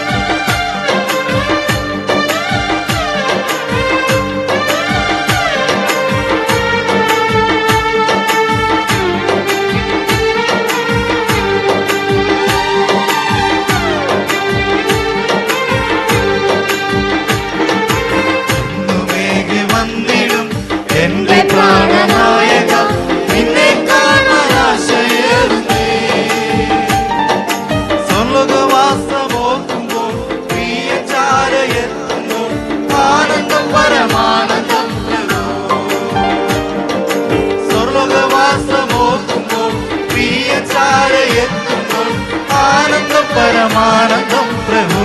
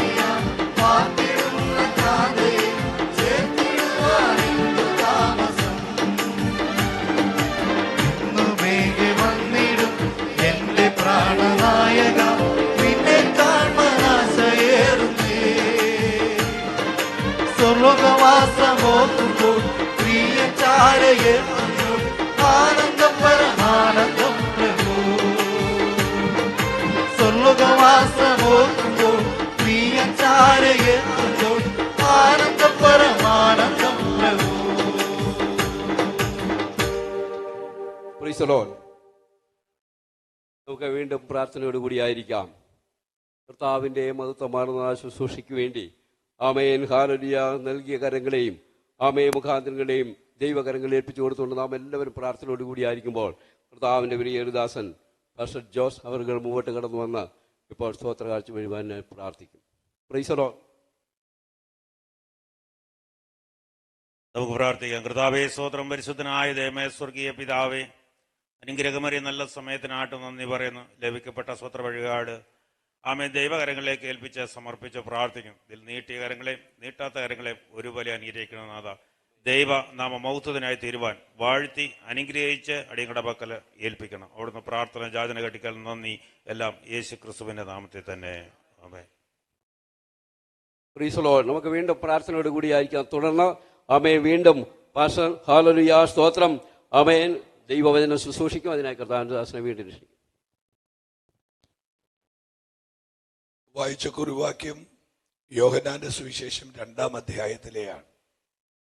ആ ഭാഗത്തിലേക്ക് കടന്ന് അത്യാവശ്യമുള്ള ദൈവത്തിന്റെ ആലോചനകൾ മാത്രം പറഞ്ഞിട്ട് പ്രാർത്ഥിപ്പാൻ കർത്താവിന്റെ അനിഷേധ്യമായ കൃപയിൽ ശരണപ്പെടുകയാണ്. നിങ്ങൾ നോക്ക്, 36 അത്ഭുതങ്ങൾ ചെയ്ത് യേശു കർത്താവ് ഗേത്സമൻ തോട്ടത്തിൽ വെച്ച് പിടിക്കപ്പെടുന്നു. 5 മതകോടതിയിൽ 6 തവണ വിസ്തരിക്കപ്പെടുന്നു. പീലാത്തോസിന്റെ കൽത്തളത്തിൽ അടിക്കപ്പെടുന്നു. രക്തം ചൂടിയവനായി ഗാൽഗോഥായിലേക്ക് നടത്തപ്പെടുന്നു. ക്രൂശിൽ മരിക്കുന്നു. ഇങ്ങനെ യേശുവിന്റെ ചരിത്രം സമാനതകളില്ലാതെ മുൻപോട്ട് പോകുമ്പോൾ സുവിശേഷ എഴുത്തുകാരിൽ യോഹന്നാൻ ഭയങ്കര വ്യത്യസ്തനാണ്. എല്ലാവരും കേൾക്കുന്നുണ്ടല്ലോ അല്ലേ? യേശുവിലെ ദൈവത്വമാണ് യോഹന്നാൻ എഴുതേണ്ടത്. ഇതെങ്ങനെയാ എഴുതുന്നത്? യോഹന്നാന്റെ കണ്ണിൽ കണ്ടത് കീറ്റുശീലയിൽ പൊതിഞ്ഞു കിടക്കുന്ന യേശുവിനെയാണ്. ദാരിദ്ര്യത്തിന്റെ പൊടിപറക്കുന്ന നസറേത്തിലാണ് യേശു വളരുന്നത്. ദരിദ്രന്റെ അടയാളമായ പ്രാവിൻ കുഞ്ഞിനെയും കൊണ്ട് പ്രാർത്ഥനയ്ക്ക് പോയ അമ്മയുടെ മകനാണ് ഈ നമ്മുടെ കർത്താവ്, വാഴ്ത്തപ്പെട്ട കർത്താവ്. ഇങ്ങനെ ദാരിദ്ര്യത്തിന്റെ നാൽക്കവലയിലോ കൊടുമുടിയിലോ ഒക്കെ പെട്ടുപോയ എന്റെ പൊന്നു കർത്താവിനെ നോക്കിയിട്ട് ഒരു പേന കൊടുത്തേച്ച് പറഞ്ഞു, യേശു ദൈവമാണെന്ന് നീ എഴുതണം. എഴുത്തിന്റെ പ്രസവവേദന മത്തായിയും മർക്കോസും ലൂക്കോസും അനുഭവിച്ചിട്ടില്ല. എഴുത്തിന്റെ പ്രസവവേദന അനുഭവിച്ചത് യോഹന്നാനാണ്. കാര്യം, അദ്ദേഹത്തിന് എഴുതാൻ ഭൗമികമായ ഒന്നിലും തൊടാൻ പറ്റില്ല. നിങ്ങൾ എത്ര പേരെന്നെ കേൾക്കുന്നുണ്ട്? ഭൗമികമായ ഒന്നേലും ആ മനുഷ്യന് തൊടാൻ പറ്റില്ല. യേശു ദൈവമാണെന്ന് എഴുതണമെങ്കിൽ അത് വെളിപ്പാടിൽ മാത്രമേ എഴുതാൻ പറ്റത്തുള്ളൂ. സൈമൺ സാർ എഴുതിയ വഴികൾ ഓർക്കുന്നില്ലേ? കീറ്റുശീലയിൽ കിടന്ന ഒരു യേശുദേവ, പട്ടിനുള്ള മൂലവസ്തു സെറ്റ് ചെയ്ത ദൈവം, അരക്കാശിന് മുതലില്ലാതെ, അരസന്റെ ഭൂമിയില്ലാതെ, തലചായ്ക്കാൻ മണ്ണിൽ ഇടമില്ലാതെ, ഒറ്റ വാക്കിൽ പറഞ്ഞാൽ ആമീൻ ദരിദ്രരിൽ ദരിദ്രനായി ജീവിച്ച യേശു. യെരുശലേമിൽ നടക്കുമ്പോൾ, എല്ലാവരും പ്രാർത്ഥിച്ചുകൊണ്ടിരിക്കണേ പ്ലീസ്. യെരുശലേമിൽ നടക്കുമ്പോൾ നമ്മുടെ കലണ്ടറിനകത്ത് കാണുന്ന ആ വലിയ വെട്ടവും വെളിച്ചമൊന്നും യേശുവിന്റെ തലയുടെ പുറകിലില്ലായിരുന്നു. CFLന്റെ ലാമ്പും വെട്ടം, മണ്ണെണ്ണ വിളക്ക് പോലെ. യേശു ഒരു സാധാരണ മനുഷ്യനായി. എന്നെ ഞെട്ടിച്ച്, ഞാൻ വർഷങ്ങൾ ആലോചിച്ചിട്ടും പഠിച്ചിട്ടും എനിക്ക് മനസ്സിലാകാത്തൊരു വാക്കുണ്ട്. അവൻ മനുഷ്യനായി വിളങ്ങി എന്ന് പറഞ്ഞൊരു വാക്കുണ്ട്. മനുഷ്യനായി വിളങ്ങി. മകൻ എന്നുള്ള നിലയിൽ അമ്മയ്ക്ക് പരാതിയില്ല, ചേട്ടന് പരാതിയില്ല, അനിയന് പരാതിയില്ല, കൂട്ടുകാർക്ക് പരാതിയില്ല, ആർക്കും പരാതിയില്ല. അതൊരു വല്ലാത്തൊരു റേഞ്ചിലുള്ള ജീവിതമാണ്. ആമേ, ഈ നടക്കുന്ന മക്കളെല്ലാം കൂടി എവിടെയെങ്കിലും ഇരുന്നേ, ഇരുന്ന് എവിടെയെങ്കിലും. കുഞ്ഞുമക്കൾ കയറി ഇരുന്നേ. അടുത്ത ജനറൽ കൺവെൻഷൻ നിങ്ങളുടെയാ. ഹാലേലുയ. അവൻ കൊള്ളാലോടെ അവൻ പോകുന്ന പോക്ക് കണ്ടോ? മുമ്പേ ഇയാൾ ഇവിടെ നിന്ന് വെച്ചാൽ ആരാ അവിടെ കിടന്ന് ചാടുന്ന ചോദിച്ചപ്പോൾ ഇവരെല്ലാം കൂടെ പുറകോട്ട് നോക്കായിരുന്നു. ആരാണ്ട് അവിടെ കിടന്ന്? താൻ മനഃപൂർവ്വം കളിപ്പിച്ചാണോ? ആരാത്? മനഃപൂർവ്വം കളിപ്പിച്ചല്ലേ? ഹല്ലേലൂയ. പോട്ടെ. യോഹന്നാന്, ഇത് നിങ്ങൾ ശാന്തമായിട്ട് കേൾക്കണം. യോഹന്നാന് യേശു ദൈവമാണെന്ന് എഴുതണം. ഈ ദൈവം തമ്പുരാൻ ആ പേന വിശ്വസ്തമായിട്ട് യോഹന്നാന്റെ കൈ തന്നെ കൊടുക്കാൻ കാര്യമെന്നറിയോ? യോഹന്നാൻ വെളിപ്പാടിന്റെ ആളാ. അതുകൊണ്ടാ വെളിപ്പാട് പുസ്തകം അദ്ദേഹത്തെ കൊണ്ട് എഴുതിച്ചത്. ഹല്ലേലൂയ. ഈ കർത്താവിനെ സേവിക്കാൻ വേണ്ടി ചർച്ചിനകത്തോട്ട് ചെന്നിരിക്കുമ്പോണ്ടല്ലോ, ദൈവമക്കൾക്ക് ഒരു സ്വയാഹങ്കാരം ഉണ്ടാണ്. കാരണം എന്നറിയോ? യേശുവിനെ കണ്ടുമുട്ടിയതൊരു വെളിപ്പാടാണ്. ആരെങ്കിലും നിന്ദിച്ചോട്ടെന്നേ, നിന്ദിക്കുന്നവരൊക്കെ നിന്ദിച്ചോട്ടെ. വീടിന്റെ മുറ്റത്ത് വെച്ച് ഒരു അണലിപ്പാമ്പ് കടിച്ചിട്ട് എന്റെ അപ്പനെ പാമ്പ് കടിക്കുമ്പോൾ ഞാനും വല്യപ്പനും വീടിന്റെ തിണ്ണയിൽ സന്ധ്യാനാമം ജപിക്കുന്നു. പാമ്പിന്റെ കടിയേറ്റ് അപ്പൻ വീടിന്റെ മുറ്റത്ത് വീഴുമ്പോ മകനെ പാമ്പ് കടിച്ച് വെപ്രാളം കയറി വിളക്കെടുത്ത് നെഞ്ചിനിടിച്ച് ബോധം പറഞ്ഞു വല്യപ്പന്റെ. ദുരന്തം രംഗബോധമില്ലാത്ത കോമാളിയ. വല്യപ്പനെ കോട്ടയം മെഡിക്കൽ കോളേജിലും അപ്പനെ കോട്ടയം കാരിത്താസിലും അഡ്മിറ്റ് ചെയ്തു. 5-ാമത്തെ ദിവസം വല്യപ്പന്റെ കണ്ണ് തിരുമ്മി അടച്ച് താടി വട്ടം കെട്ടി പട്ടിനകത്ത് പൊതിഞ്ഞ് കെട്ടിപ്പൊക്കിയ പന്തലിൽ ശരീരം വെച്ചു. വീടിന്റെ തെക്ക് ഭാഗത്ത് പച്ചമാവിന്റെ വിറക് വെട്ടിപ്പുള്ളി അടിക്ക് ശരീരം ചിതക്കി കൊടുത്തു. ചിത ഉണങ്ങുന്നതിന് മുമ്പ് കോട്ടയം കാരിത്താസ് ആശുപത്രി 5 പ്രാവശ്യം രക്തം മാറിയിട്ടും ദേഹത്തെ വിഷം മാറാത്തവനായ ആശുപത്രി എന്റെ അപ്പനെ ഉപേക്ഷിക്കുക. ഞാൻ ഇന്ന് ഉറപ്പിച്ചൊരു ദൂത് നിങ്ങളോട് പറയാ, യേശു ഒരുത്തനെ തൊട്ടാൽ യേശുവിനല്ലാതെ അവനെ അഴിക്കാൻ വേറെ ആർക്കും പറ്റുകയാണ്. വീട്ടിൽ കൊണ്ടുവന്ന 6 മാസം പഴുത്ത് പുഴുത്ത് നാസാരന്ധ്രങ്ങൾ തുളച്ചു കയറുന്ന കഠിനമായ ദുർഗന്ധത്തിന് അടിമയായി ഉച്ചം നിറങ്ങും മുതൽ ഉള്ളങ്കാല് വരെ പഴുത്ത് 9 യൂണിറ്റ് അരി കൊണ്ട് 1 മാസം ജീവിക്കേണ്ട ഗതികേട്. മലന്ന് കിടന്ന് മേളിലോട്ട് നോക്കിയാൽ സൂര്യഗ്രഹണം കാണുന്ന ഒരു പിഴ, കക്ഷം കയറിയ ഉടുപ്പോടാത്ത വാച്ച്, ഉപ്പൂറ്റി നിലത്ത് മുട്ടുന്ന ചെരുപ്പ്, അങ്ങനെ ദാരിദ്ര്യത്തിന്റെ മകുടോദാഹരണങ്ങൾ എന്റെ വീടിനകത്ത് ഇങ്ങനെ കൂട്ടിപ്പോക്കി നിൽക്കുകയാ. ഞാൻ ദൈവമക്കളോട് പറയാം, കാശും കീശയുള്ളതിനെ എല്ലാവർക്കും വേണമെന്ന്. ബന്ധങ്ങൾ എന്ന് പറയുന്ന വാക്ക് ഭയങ്കര പൊല്യൂട്ടഡ് ആണ്. ഇവിടെ ആരോടാ ബന്ധമുള്ളത്? 1 വർഷം നടക്കുന്ന കല്യാണം, വിവാഹമോചനം 50,000 രൂപ. കേരളത്തിലെ കുടുംബ കോടതി 28. മോനെ അതൊക്കെ ഓളിയം കൂട്ടി വെച്ചേക്കണം കേട്ടോ, ആരെങ്കിലും ഒക്കെ കേൾക്കട്ടടാ. ഹല്ലേലൂയ. 28 കുടുംബ കോടതിയിൽ 1 വർഷം നടക്കുന്ന വിവാഹമോചനം 50,000. എന്നാ കല്യാണത്തിന് ആർഭാടമില്ലേ? കല്ല് വെച്ച സാരി, മുത്തുവെച്ച ചുടിദാർ, കോഴിയുടെ കാല്, ആടിന്റെ കോല്. കല്യാണം കഴിച്ച് ഇങ്ങോട്ട് ഇറങ്ങിക്കഴിയുമ്പോൾ ആകാശത്ത് നിന്ന് ഹെലികോപ്റ്റർ പുഷ്പവൃഷ്ടി നടത്തുന്നു.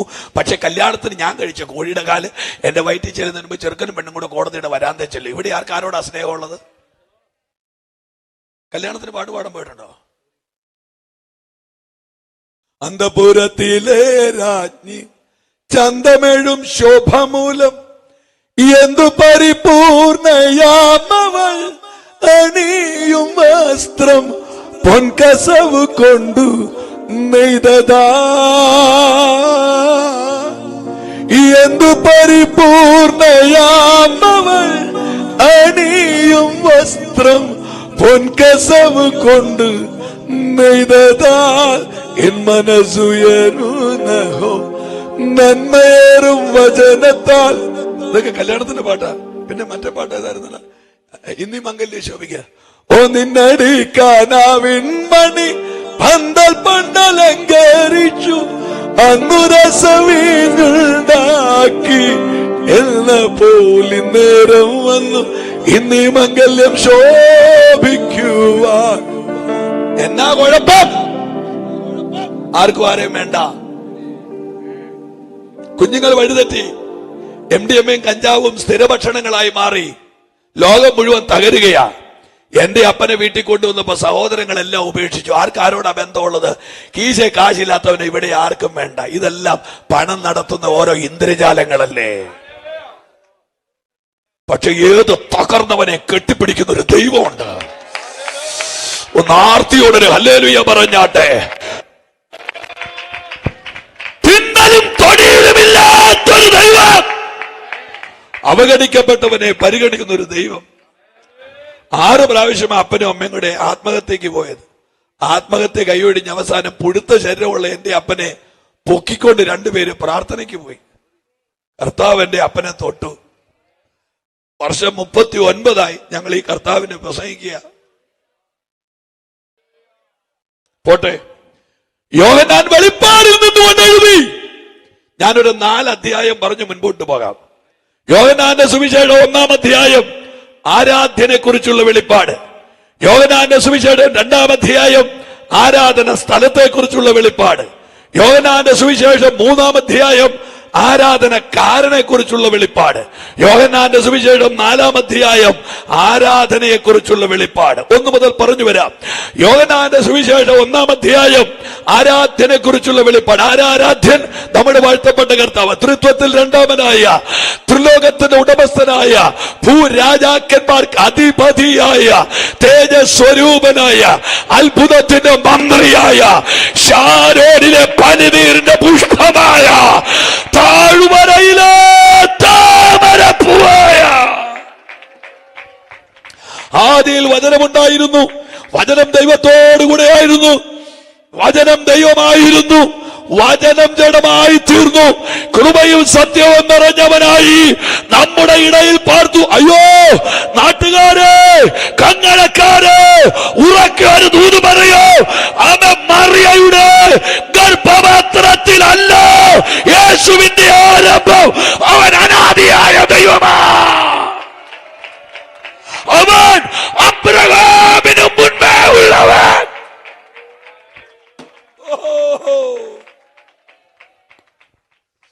വചനം ജഡമായി തീർന്നു. എനിക്ക് യേശുവിനെ പ്രസംഗിക്കാൻ അഭിമാനമുണ്ടല്ലേ. നല്ലൊരു നേതാവല്ലേ എന്റെ കർത്താവ്. അവൻ നല്ല ദൈവമല്ലേ, പൂരാക്കന്മാർക്ക് അധിപതിയല്ലേ. എനിക്ക് ആവേശം തന്നത് എന്റെ അകത്ത് തിരതൊടുന്നുണ്ട്. വേൾഡ് പോലീസാണ് അമേരിക്ക. ജോർജ് ബൈഡന് ഒന്ന് ചലിച്ചാൽ 500 പട്ടാളക്കാര് കൂടെയുണ്ട്. പക്ഷെ ജോർജ് ബൈഡൻ അറിയില്ല, എന്റെ കർത്താവ് ചലിച്ചാൽ 72,000 ദൂതന്മാര് കൂടെയുണ്ട്. കാറ്റിനെ തന്റെ വാഹനമാക്കി അവൻ ഇന്ന് രാത്രി പന്തൽ ഇറങ്ങി നിൽക്കുന്നുണ്ട്. പോട്ടെ, 1-ാം അധ്യായം. ആരാധ്യനായ ക്രിസ്തു. യേശുവില്ലാതൊരു ചരിത്രമില്ലടൂ. യേശുവില്ലാതെ ഇവിടെ ഒന്നുമില്ല. അവൻ മഹാദൈവമാ. ഞാൻ ആ ഭാഗം വിടുകയാ. അത് പക്ക തീ പിടിച്ചൊരു ക്രിസ്റ്റോളജിയാ. അതവിടെ നിൽക്കട്ടെ. 2-ാം അധ്യായം ആരാധന സ്ഥലം. അത് ഞാൻ പുറകെ പറയാം. ഈ സമയം എന്നെ വിരട്ട്, എന്നെ പോക്കാ പോകുന്നറിയോ, എങ്ങിട്ടാ പോകുന്നെന്ന് ദൈവത്തിനറിയാം.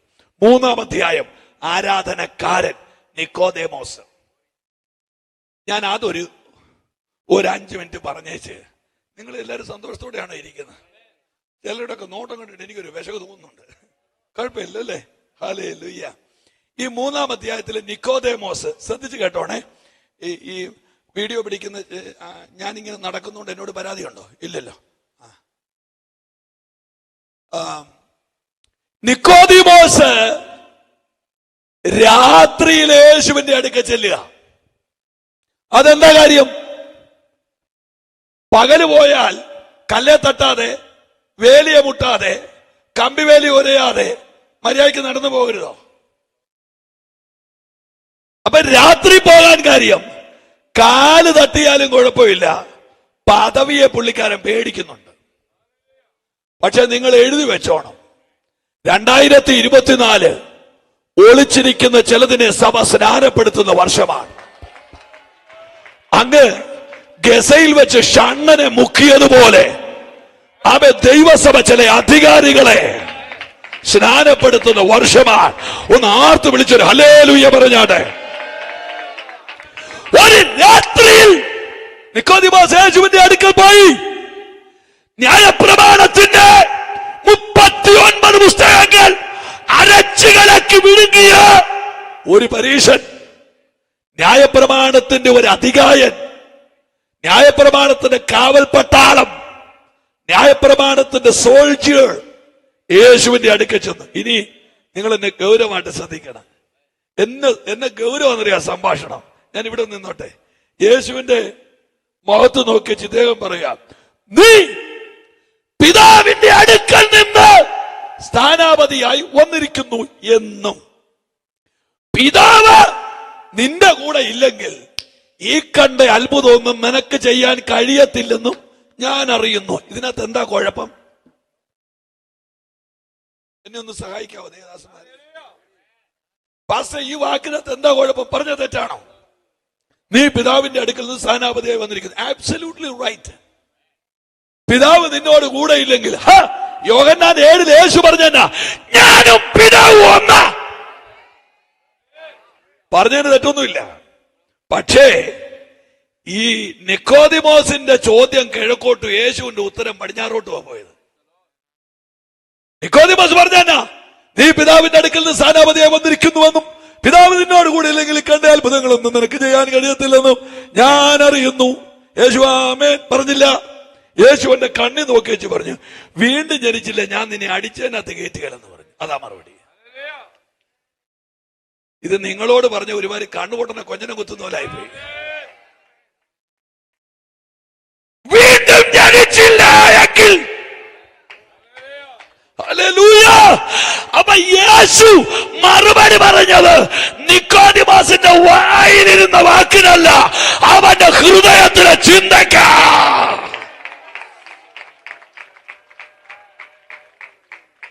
നിക്കോദേമോസ് പ്രാധാന്യം കൊടുത്തത് യേശുവിന്റെ അത്ഭുതത്തിന്. യേശു പ്രാധാന്യം കൊടുത്തത് വീണ്ടും ജനനത്തിന്.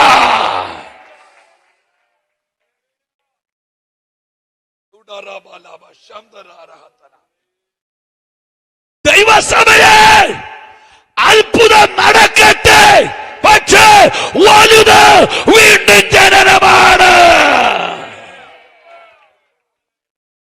എനിക്കറിയില്ല ദേവദാസന്മാരെ, ആദ്യം നിത്യതയിൽ പോയെന്ന് ഒരു തലമുറയെ പഠിപ്പിക്കാൻ യേശു എടുത്തത് ആമേൻ ഒരു ലാസറിന്റെയും ഒരു ധനവാന്റെയും ചരിത്രമല്ലേ.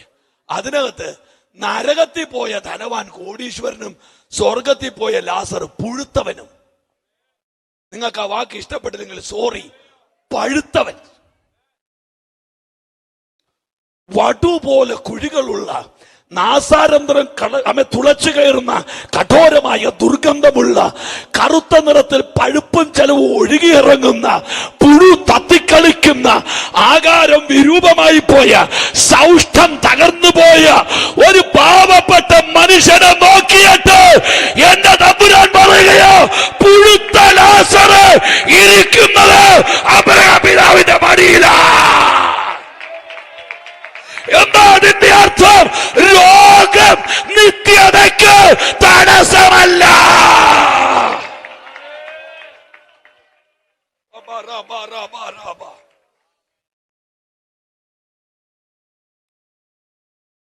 രോഗം നിത്യതയ്ക്ക് തടസ്സമല്ല.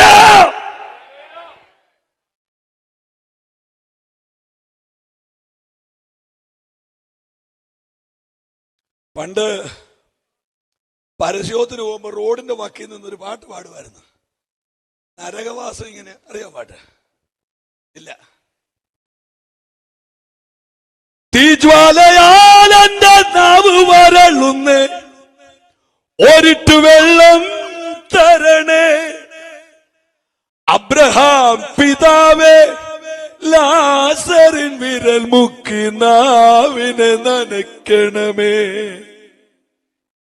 നരകവാസം ഇങ്ങനെയോ ഞാനതറിഞ്ഞില്ലേ, ദൈവമൊരുക്കിയ പാതാള നരകം ഇത്ര ഭയങ്കരമോ.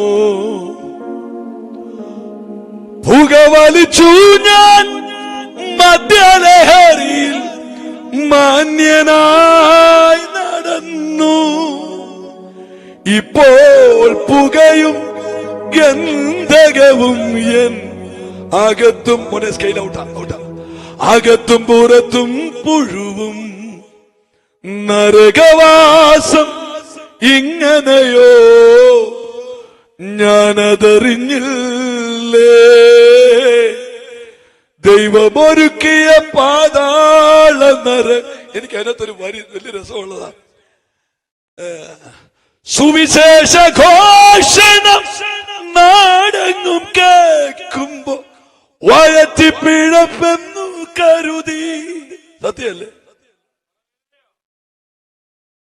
സുവിശേഷ ഘോഷണം നാടെങ്ങും കേൾക്കുമ്പോ വയറ്റി പിഴപ്പെന്നു കരുതി. നീ കരുതിയാ ഞങ്ങൾക്ക് എന്നാ? പോയി പണി നോക്ക്.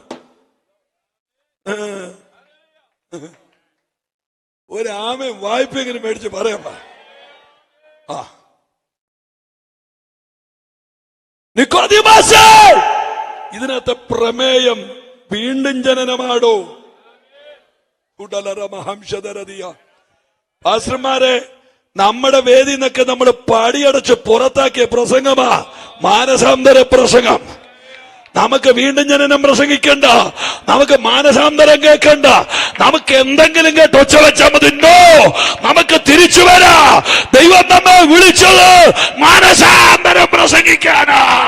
കരമുയർത്തി ഒരു ആമേൻ പറഞ്ഞാട്ടെ. ഇനി അടുത്തൊരു കാര്യം നിങ്ങളൊന്ന് കേട്ടോണം. ഈ എൻ്റെ കൂടെ ഒരു മിനിറ്റ് നിൽക്കാൻ പറ്റുമോ? കുഴപ്പമുണ്ടോ? മടിയുണ്ടോ? ഇല്ല. ഹല്ലേലൂയ. ഞങ്ങൾ രണ്ടുപേരോട് ഒരു 2 മിനിറ്റ് ഒന്ന് ശിശു പിടിക്കാൻ പോകും. നിക്കോദിമോസ് ആകുന്നോ യേശു ആകുന്നോ? ആ മിടുക്ക് ആദ്യമായിട്ട് ഒരുത്തൻ നിക്കോദിമോസ് ആകാന്ന് പറയുന്നത്. എല്ലാവന്മാരും കയറി തൂങ്ങുന്നത് യേശു ആകാന്ന്. ആ വിനയത്തെ ഓർത്ത് ഞാൻ ദൈവത്തിന് സ്തോത്രം ചെയ്യുന്നു. എന്റെ പുറകിൽ എന്താണെന്ന് ദൈവത്തിനറിയാം. നിക്കോദിമോസ് ഇങ്ങനെ യേശുവിന്, നിങ്ങൾ എല്ലാവരും കേൾക്കണേ പ്ലീസ്. ഹല്ലേലൂയ. ഞാൻ സത്യമായിട്ടും ഈ ക്യാമറ പിടിക്കുന്ന സഹോദരന്മാരോട് എനിക്ക് വലിയ സ്നേഹമാണ്. പക്ഷെ ഞാൻ ക്യാമറയ്ക്ക് വേണ്ടി പ്രസംഗിക്കാറില്ല. ഞാൻ പ്രസംഗിക്കാറേ ഉള്ളൂ.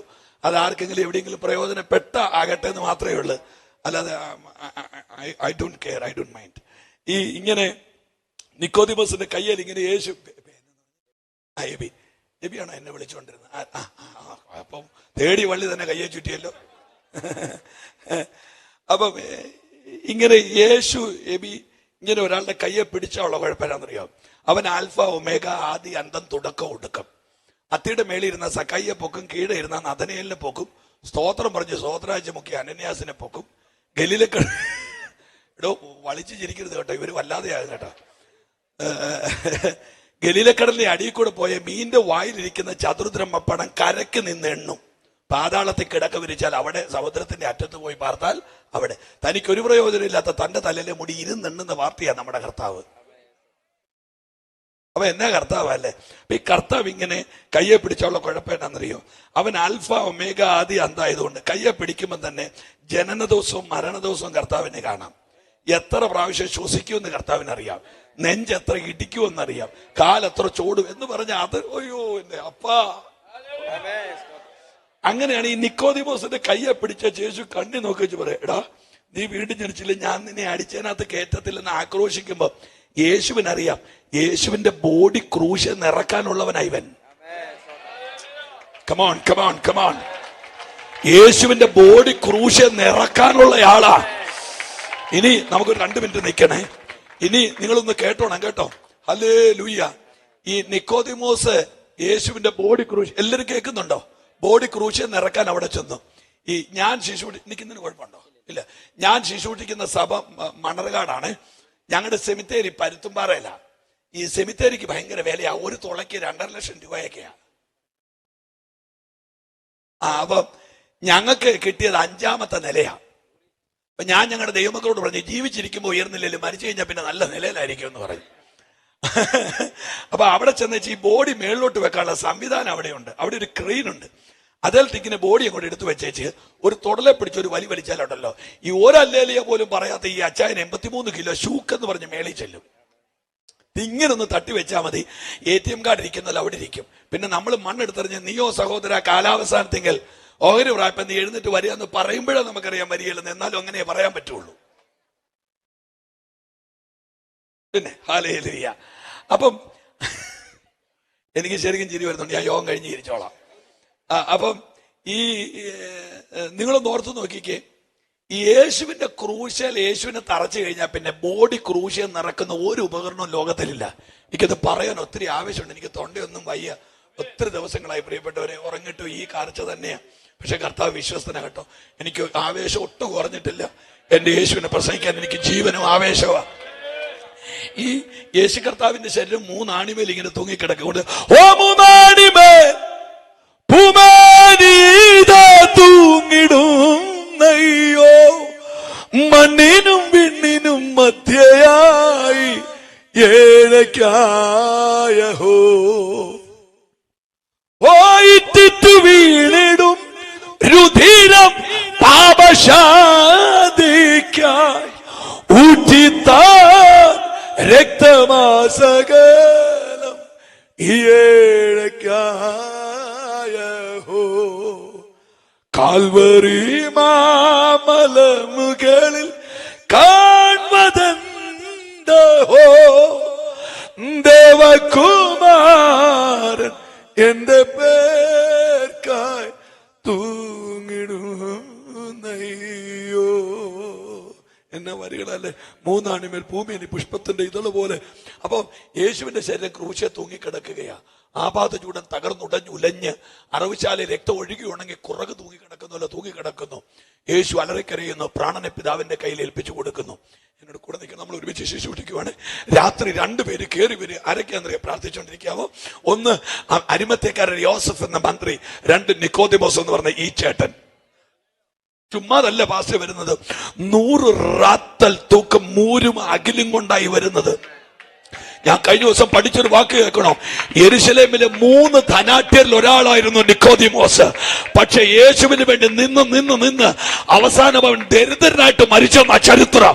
നിക്കോദിമോസിന്റെ ഏറ്റവും വലിയ സമ്പത്ത് കറൻസി അല്ല, സമ്പത്ത് യേശുവായി.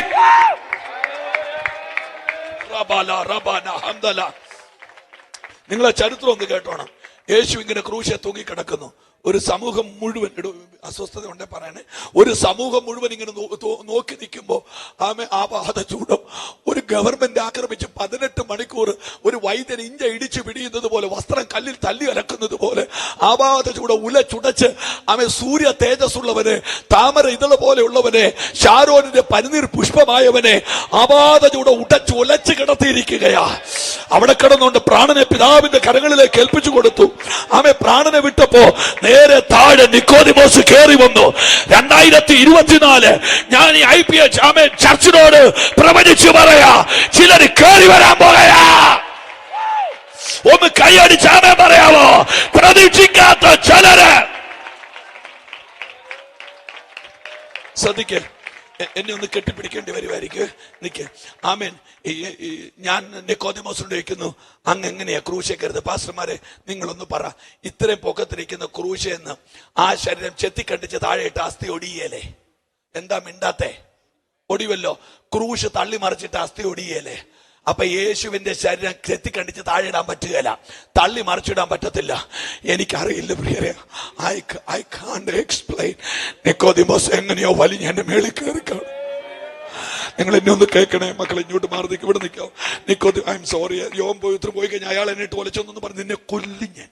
ഹല്ലേലൂയ. നിക്കോദിമോസ് എങ്ങനെയോ വലിഞ്ഞ് എന്റെ മേളിൽ കയറി ഒരാണി ഊരിയച്ച് തന്റെ തോളിലോട്ടിട്ടു, മറ്റേ ആണി ഊരിയച്ച് ഈ കൈ കൊണ്ട് കെട്ടിപ്പിടിക്കുക. ഇങ്ങനെ ആണി ഊരിയച്ച് 33.5 വയസ്സുള്ള യേശുവിന്റെ ശരീരം ഇങ്ങനെ കെട്ടിപ്പിടിച്ചിറക്കുകയാ. കെട്ടിപ്പിടിച്ചിറക്കുകയാ. പിതാവായ ദൈവം നിക്കോദിമോസിന്റെ ചെവി പറഞ്ഞു, വിടരുത്, ആ ശരീരം വിടരുത്.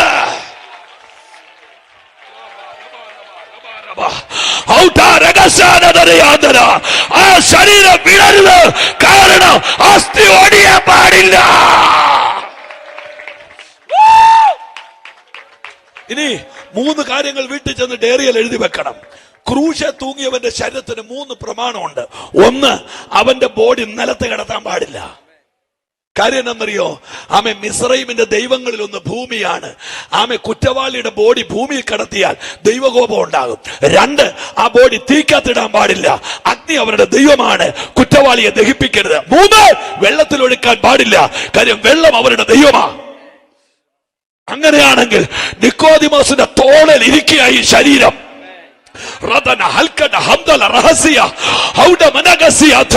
ഇന്ന് രാത്രി ഇരുന്നു പാസ്റ്റർ, താങ്ക് യു. ഇന്ന് രാത്രി എഴുതി വെച്ചോണം, യേശുവിന്റെ ബോഡി ചുമന്നവനോട് പോലും യേശു പറഞ്ഞു കേൾക്കണോ, എന്റെ ബോഡി ചുമന്നാലും നിത്യത കേറണോ, നീ വീണ്ടും ജനിക്കണ, കരമടിച്ചോ നിത്യത. കൈയുള്ളവര് കൈയടിച്ച് നിത്യത പോണോ. വീണ്ടും